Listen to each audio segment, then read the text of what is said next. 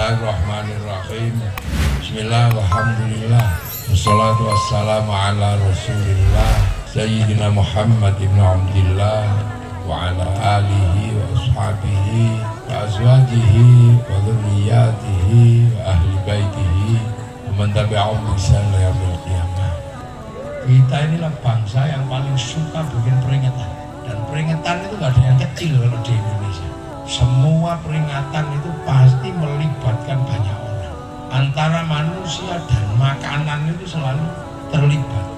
Sama kayak begini, setiap peringatan pasti orang ngumpul, dan di situ pasti ada pengajian dan sholawatan. Terus ada orang jualan, gitu. Paling banyak itu orang Indonesia, dan merata. Hebatnya di sini, merata. Dan kita nggak akan ada habisnya dalam 1 tahun, nggak ada habisnya. Barusan kemarin peringatan Hijriah ini, dari tanggal 1 sampai tanggal 30 Hijriah, itu dari pagi, sore, siang, malam di semua kampung ada. Dan itu tidak ditemukan di negara Islam yang lain. Malaysia jam segini sudah nggak boleh pengajian, jam 10 sudah harus tutup. Jadi Malaysia yang dikenal dengan punya kekuatan Islam Handori itu jam 10 malam sudah harus stop. Padahal 10 malamnya Malaysia itu jam 9-nya Indonesia. Artinya kalau fair sana berarti jam 8 sudah tidak boleh ada pengajian. Nah, itu serem dah itu. Afghanistan begitu ada maulid di hotelnya dibom, sesama orang Islam dikatakan bahwa itu sesat. Nah, sementara di sini 24 jam saya aja kalau misalnya tak turuti itu, kalau Muharram ini sehari bisa 12 kali. Nanti belum selesai Muharram, karena pasti molor paling ini bulan Sofar itu biasanya masih ada terusannya Muharram yang belum tuntas, terusannya Muharram yang belum selesai. Nanti terus ada bubur sapar biasanya itu belum selesai, nanti Maulid ini dari tingkat istana sampai RT bikin peringatan Maulid, dan molor juga nanti sampai pada Maulid disusul peringatan Khol Syafil Qadir Al-Jilani, dan kegiatannya sama, selawatan. Nah kalau sudah selawatan ya ini pasti terjadi pasar malam ada lagi. Nah nanti itu sampai itu diantara itu kesusul Rojabiyah, peringatan Isra Mi'raj, sama dari tingkat istana sampai tingkat kampung. Dan itu jangan sampean cari di negara yang lain. Di negara Arab nggak ada, apalagi Saudi. Orang kumpul 15 orang bakas sensitif negara langsung digaruk Lah nanti itu belum selesai Sya'ban. Sya'ban peringatan biasanya haflah pondok, terus bersih desa, sedekah bumi. Waktu tidak ada habisnya, ruahan, tilik kuburan. Nanti Ramadan, nuzulul Quran. Itu nanti terus habis itu halal halal. Jadi negeri paling banyak orang kumpul untuk bikin peringatan itu ada di Indonesia. Dan itu artinya lebaran. Setiap pengajian gini, itu lebarannya orang jual tahu, orang jual bakso. Jadi orang-orang ini ngumpul selalu di pengajiannya santri. Walaupun kadang isaknya bolong. Dan kadang ada persekawanan yang nggak nyambung antara kehidupan ekonomi masyarakat dengan peringatannya. Contoh, ini pengajian ini ya, peringatan Muharram. Di sana itu ada yang jual kuda-kudaan, apa itu ya. Hubungannya apa? Dengan itu kita juga nggak tahu. Apalagi kalau udah bulan Ramadan. Bulan Ramadan itu apa hubungannya antara puasa, pola sama mercon? Nah itu sampai cari di negara yang lain, itu nggak ketemu. Tetapi paling sederhana yang bisa kita rasakan adalah nuansa beragama di dunia ini, terutama agama Islam. Yang paling riang gembira itu Islamnya orang Indonesia. Paling riang gembira, paling seru, itu nggak ada di tempat lain. Dan itu ada di Indonesia. Islamnya orang Suriah sekarang ini lagi pusing-pusingnya karena reruntuhannya, sisa-sisa perang dengan ISIS, sisa-sisa antara pemberontakannya orang Suriah terhadap Bashar al-Assad atas nama mendirikan khilafah. Itu sekarang menyingkirkan puing-puingnya sebelum selesai. Bangunan yang runtuh, tulang belulang di bawah tiang, dan sampai sekarang orang masih takut ke masjid, orang masih takut. Karena apa? Syekh Ramadan Al-Houthi, ulamanya Suriah, dibom ketika sholat. Dan pelakunya bukan orang kafir, juga bukan Amerika, tapi orang Suriah sendiri. Ojo kaget ya. Libya dari negara yang paling makmur, bahkan menyumbang pembangunan masjid di Indonesia kurun waktu hampir puluhan tahun. Sekarang ini Masya Allah, kehidupannya suram, tidak ada jaminan sosial, pencurian di mana-mana. Itu negara-negara Islam. Di Mesir sampai sekarang menyelesaikan konflik Ikhwanul Muslimin dengan masyarakat Mesir itu sampai sekarang belum selesai. Di Filistin sampai sekarang orang Filistin merukunkan pasukan kemerdekaan aja belum selesai sampai sekarang. Nah, Taliban ini malah lebih serem lagi, ribut aja setiap hari, tembak-tembakan, hanya karena persoalan urusan siapa yang berjenggot sunnah dan tidak. Nah ini harus kita jadikan pelajaran. Melihat situasi ini kita harus sadar bahwa semua orang sedang membayangkan menjadi Muslim Indonesia. Riang gembira, musola terbanyak, masjid terbanyak, orang hafal Quran terbanyak, bahkan antrian haji terpanjang ada di Indonesia. Orang sedang membayangkan di Indonesia ini ada apa.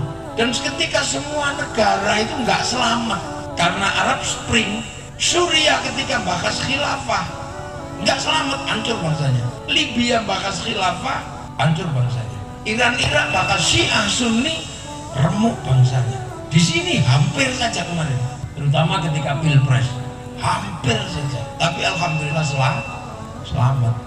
Karena kemarin sudah ada yang mengatakan bahwa pilpres itu perang Badar. Perang Badar apanya? Dua-duanya Muslim. Itu pesta demokrasi, kelanjutannya pilkades. Kok tiba-tiba perang Badar? Pilpres itu terusannya pilkades. Di tingkat desa, di tingkat kabupaten pilgub, di tingkat provinsi pilgub, tingkat negara pilpres. Itu pesta demokrasi. Orang senang-senang dalam demokrasi. Ada dangdutnya, ada duitnya. Lah itu demokrasi. Di Indonesia besuki mau beo kalau kami orang Jawa. Namanya aja yang beda. Kalau diterima orang biasa uang bensin, kalau diterima bangunan namanya sumbangan, kalau diterima kiai namanya bisyaro.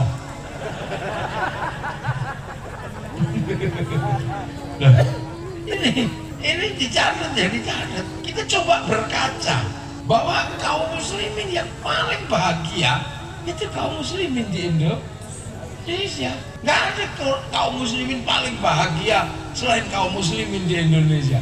Makanya karena kebahagiaannya bisa menyelenggarakan peringatan apapun dengan riang gembira dan semua terlibat. Nggak ada yang nanya, bakul bakso kamu Islam apa enggak kok jualan di acara kaum muslimin? Nggak ada yang bertanya. Bahkan sampai nggak pernah menyeleksi di antara yang hadir ini ada copetnya apa enggak. Riang gembira. Makanya sampai berbahagialah punya corak Islam yang riang gembira. Riang gembiranya luar biasa ini. Coba apalagi kalau udah bawa bendera itu, wah ini selalindonya. Kalau sudah gini itu nggak mesti yang berkibar itu bendera sholawat. Kadang bendera SH, yo gini. Kadang bendera Pagar Nusa, kadang bendera slang. Iwan Fals, bendera sepak bola. Mungkin juga kadang bendera Coca-Cola. Ini Indonesia.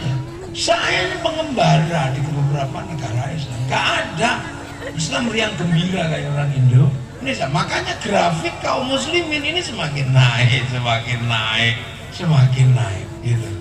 Makanya saya kadang kalau ada yang mundur gitu ya, yang tiba-tiba ini salah, itu biasanya orang-orang yang ketinggalan dan nggak bisa mengikuti, carry. Nah, kira-kira ini siapa yang memulai? Kok tiba-tiba di sini menghasilkan Islam yang riang gembira seperti ini? Sing mulai sopo? Wong Islam itu bukan dari Indonesia. Wong di saat Nabi menyebarkan agama Islam di Makkah sana, di sini adalah puncak kerajaan Hindu, puncak kerajaan Buddha. Mulai dari kerajaan Sriwijaya, mulai dari kerajaan Majapahit, kerajaan Singasari, bahkan candi terbesar di dunia ada di Indonesia. Di sini ada Muara Takus, gedenya kayak apa? Di Jawa ada Borobudur, ada Prambanan. Di sana lagi menyebarkan Islam. Di Jawa ada kerajaan Mataram. Jadi basicnya ini bukan Islam, punya agama yang berbeda. Sebegitu juga ketika Nabi menyebarkan Islam di Makkah, hampir semua bangsa punya peradaban. Eropa punya peradaban, Afrika punya peradaban, bahkan Cina punya peradaban. Dan semua tidak ada yang lepas dari jangkauan dakwahnya Rasul. Yang ke Eropa bahkan dipimpin Panglima Perang Tariq bin Ziyad. Kurang apa Panglima Perang mimpin dakwah ke Eropa? Habis hilang. Ada yang dakwah ke Afrika, habis juga hilang di Afrika, nggak berkembang. Bahkan ke Cina langsung dipimpin oleh sahabat Sa'ad bin Abi Waqqas, tapi di Cina juga nggak berkembang. Tapi yang kesini yang digambarkan, dikembangkan oleh para wali itu berkembang seperti sekarang, dan nggak bisa kita pungkiri. Ini fakta bahwa Islam itu setelah zaman Rasul itu bergerak ke semua negara. Bukannya Islam itu nggak bergerak, ke Eropa bergerak, ke Afrika bergerak, ke Asia yang lain bergerak. Tapi hasilnya hari ini terbukti kaum muslimin terbesar, terkuat ada di Indonesia. Ini kan sesuatu, makanya jangan minder jadi orang Islam Indonesia. Sekarang ini kita dibikin minder sama orang-orang. Ini bid'ah, nanti dulu. Loh ini kenyataan. Jadi bukannya jangan sampai pikir terus Islam itu cuma bergerak ke Indonesia, bergerak ke semua negara. Utusan Rasul ke mana? Ke Romawi. Bahkan utusan Rasul ke Romawi. Romawi Italia agamanya Nasrani. Sahabat Sa'ad bin Abi Waqqas ke Cina. Cina sampai sekarang kaum muslimnya bisa dihitung. Ke Afrika, sahabat-sahabat rombongannya sahabat Salman ke Afrika. Afrika juga begitu aja perkembangannya. Nah, orang kalau nggak ini orang menutup mata. Jadi seolah-olah kemudian yang datang ke sini ini adalah Islam apa ya? Islam nggak serius katanya. Ada yang mengatakan Islam yang datang ke Indonesia itu Islam yang nggak serius, Islam yang penuh dengan bid'ah, Islam yang penuh masuk ke zaman jahiliyah. Ini ayo kita pikir pelan-pelan. Saya ngajak diskusi yang agak sedikit berbeda. Nanti kita bahas belakang yang lebih mudah. Kalau ini kita berbicara bangsa dan agama, gitu loh. Ada yang mengatakan Islam datang ke Indonesia saat Indonesia di zaman jahiliyah, Nusantara ada di zaman kegelapan. Kegelapan apanya? Tahun 800, tahun 700, Palembang menjadi pusat peradaban terbesar di Asia. Universitas Nalanda ada di Palembang. Tahun 700 di Jawa tengah sana ada kerajaan Mataram, mampu membangun candi dengan arsitektur paling genuine di sistem pembangunan candi, namanya Borobudur. Tahun 500-an orang Sulawesi sudah punya prosa terpanjang dunia dengan judul Lagaligo. Machu Picchu di Peru abad sebelum Masehi punya kubur-kubur dan tempat ibadah. Indonesia juga punya sarkofagus dan menhir yang ada di NTT. Mananya bangsa yang terbelakang? Bahkan satu-satunya bangsa yang mampu menaklukkan Mongolia, padahal Mongolia ini penakluk Arab, penakluk Eropa, penakluk Cina. Satu-satunya bangsa waktu itu yang berani mengalahkan Mongolia, berperang habis-habisan adalah bangsa Nusantara, dan Mongolia kalah di Selat Malaka. Kadang ini harus dicek gitu loh. Isi kepala kita ini mesti dicek ulang, di-upgrade, biar kemudian tidak selalu memandang bangsa ini jelek. Apa yang dimiliki oleh bangsa lain kita memilikinya. Dongeng kita punya, gitu loh.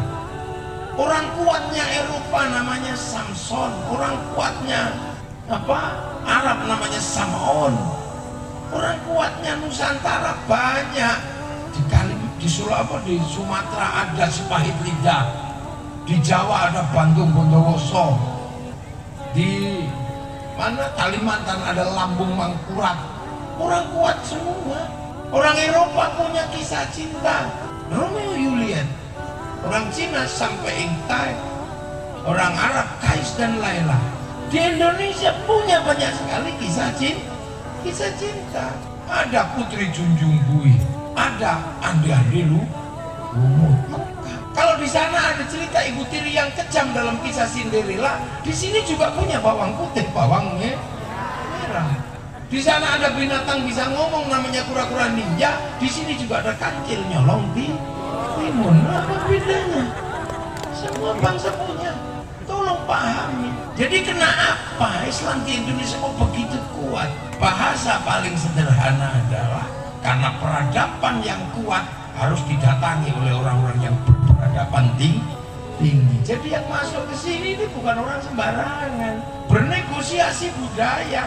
Contoh aja ini sekarang kita paling gampang dan paling sederhana, dan kita bisa nalar dengan nalar sederhana. Orang itu kalau lagi nyantai pasti keluarlah nyanyian dan bunyi-bunyian. Apakah bernyanyi, apakah bersenandung. Nah, ketika orang bersenandung itu pasti temannya adalah alat musik. Orang Arab bersenandung, alat musiknya terbang gitu ya. Itu terbuat dari kayu, potong, keruai, tempeli kulit. Sederhana, nggak ribet. Orang Eropa gitar, kayu, ditekuk gitu aja, terus kemudian dikasih tiang, terus kasih tali, dipelintir, dung dung dung dung gitu. Sederhana, kayu dan tali. Tapi bangsa Nusantara punya alat musik dari logam namanya gamelan. Artinya kalau bangsa manusia punya alat musik dari logam, hanya bangsa yang menguasai ilmu pertambangan yang maju dan penguasaan metalurgi yang mapan mampu membuat alat musik dari logam. Nah, ini pelajaran dasar sebenarnya agar kita nggak merendahkan